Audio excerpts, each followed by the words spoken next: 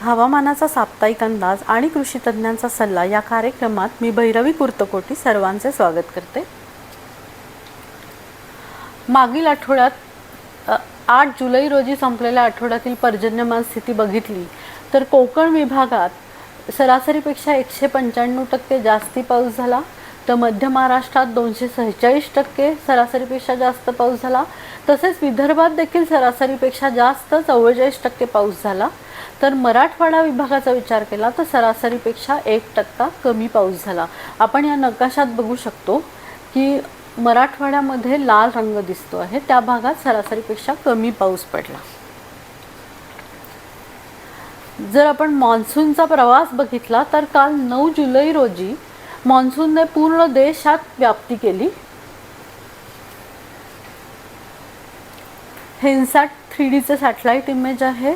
जर आपण पुढील 5 ते 6 दिवसांचा हवामानाचा अंदाज घ्यायचा म्हटला तर मध्य भारत तसेच दक्षिण द्वीपकल्पातील भारतात पावसाचा जोर कमी होण्याची शक्यता आहे। दिनांक 10 ते 16 जुलै दरम्यान कोकण आणि गोव्यात बऱ्याच ठिकाणी ते बहुतांश ठिकाणी पाऊस पडण्याची शक्यता आहे, तर मध्य महाराष्ट्र आणि मराठवाड्यात तुरळक ते काही ठिकाणी पाऊस पडण्याची शक्यता आहे। 10 ते 13 जुलैच्या दरम्यान विदर्भात तुरळक ठिकाणी पाऊस पडण्याची शक्यता आहे, तर 12 ते 14 या दिवसांमध्ये विदर्भामध्ये सोसाट्याचा वारा ताशी 30 ते 40 किलोमीटर वेगाने वाहण्याची शक्यता आहे। तसेच मेघगर्जना तसेच विजांच्या कडकडाटासह पाऊस तुरळक ठिकाणी पडण्याची शक्यता आहे। मी जसं आत्ता म्हटलं तसं विदर्भामध्ये लक्ष ठेवण्याची गरज आहे, पिवळा अलर्ट दिलेला आहे।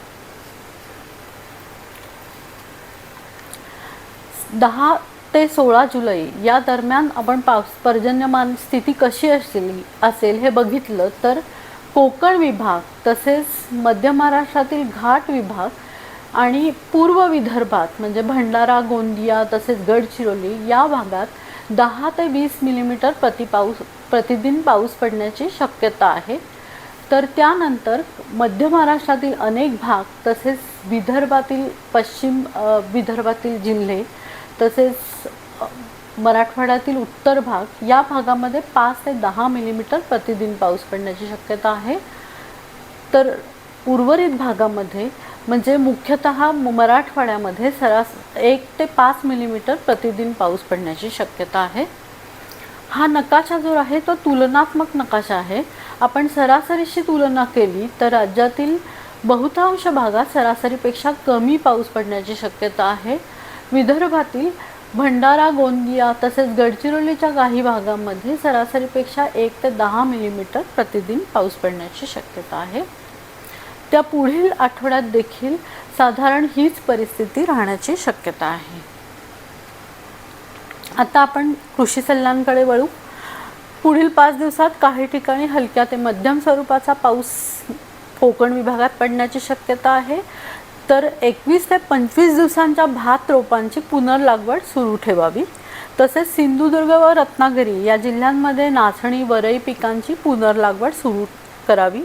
काकडी, पडवळ, दोडका, कारले, लाल भोपळा, दुधी भोपळा, घोसावळे इत्यादी पिकांसाठी मंडप बांधणी करावी।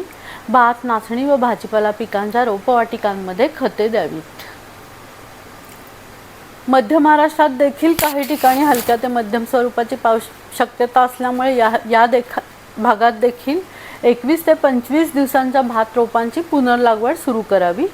तसेच कापूस, बाजरी, सोयाबीन, तूर या खरीप पिकांची पेरणीसाठी अल्प कालावधीत लवकर परिपक्व येणाऱ्या वाणांना प्राधान्य द्यावे, कारण जूनमध्ये पाऊस कमी झाला आहे आणि आत्ता जो पाऊस झाला आहे त्याचा वापर करून आपण जर लवकर परिपक्व होणारी पिके लावली तर आपल्याला त्याचा फायदा नक्कीच होईल। तसेच सोलापूर जिल्ह्यात ज्या भागांमध्ये खरीप पिकांच्या पेरणीसाठी पुरेसा पाऊस झालेला नाही त्या ठिकाणी पेरणीची कामे पुरेसा पाऊस झाल्यानंतरच करावी। मराठवाड्यात मात्र मागील आठवड्यात कमी पाऊस झाला, तसेच त्यामुळे शेतकऱ्यांनी पेरणीची घाई करू नये। तसेच जमिनीत पुरेसा ओलावा उपलब्ध असलेल्या ठिकाणीच भेंडी, कारले, दोडका व भोपळा अशा भाजीपाला पिकांची थेट पेरणी करावी. पुरेसा पाऊस ज्या भागात झाला असेल त्या भागात वांगी, टोमॅटो आणि मिरची या भाजीपाला पिकांना 45 दिवसाच्या रोपांची लागवड करावी. द्राक्ष बागेत रोगग्रस्त पाने काढून टाकावीत व शेंडा खुडून घ्यावा. विदर्भात देखील भात रोपवाटिकांची पेरणी पूर्ण करावी. तसेच ज्या तालुक्यात पुरेसा पाऊस म्हणजे 75 ते 100 मिलीमीटर झालेला आहे तेथे उडीद, मूग पिकांची पेरणी पूर्ण करावी. तसेच सोयाबीन, कापूस, तूर, ज्वारी इत्यादी खरीप पिकांच्या पेरणी सुरू ठेवावी. पुरेसा पाऊस झालेल्या भागात वांगी, टोमॅटो, मिरची या भाजीपाला पिकांच्या 45 दिवसांच्या रोपांची लागवड करावी. शेतकरी बंधूंनो, मागील आठवड्यातील झालेल्या पावसामुळे तुम्ही त्याचा फायदा करून शॉर्ट ड्युरेशनची म्हणजे लवकर परिपक्व होणारी पिके लावावी. तसेच ज्या भागात पाऊस पडलेला नाही आणि अजून पावसाचा अंदाज वर्तवला गेला नाही त्या भागात पेरणी करायची घाई करू नका. धन्यवाद.